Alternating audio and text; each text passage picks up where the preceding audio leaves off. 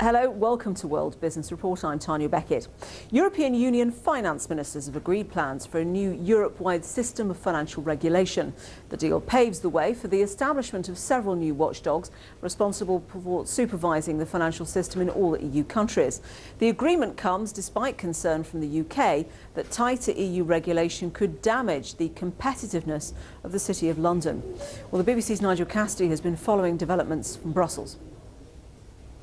What they've agreed is a completely new system, really, of regulation, because instead of the big element of self-regulation we're going to have three new bodies enshrined by the European Union. The biggest of them is going to be probably in London. That's going to be supervising banking. There's going to be another one for insurance and a third for the securities markets. And as you say, what Britain really wanted was to leave national regulators basically in charge of everything in their own country, with only this super authority stepping in when it was thought that the rules had been broken or there was a serious matter. Now that has rather been overruled. The French in particular were very keen that the new body would have the powers over the national regulators, also powers over potentially individual firms. Now that has happened, but Britain has negotiated what's been described as a triple lock. There is a means for Britain to stop things happening. And of course it would be quite serious if an international a regulator told a bank to recapitalise, for example, it couldn't afford to do it.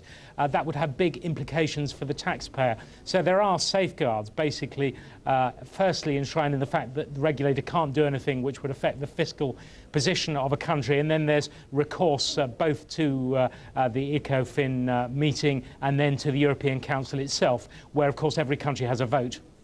And of course the fear is that the European arm of this, or the French minister to be more precise, has no particular interest in protecting the prosperity of the City of London.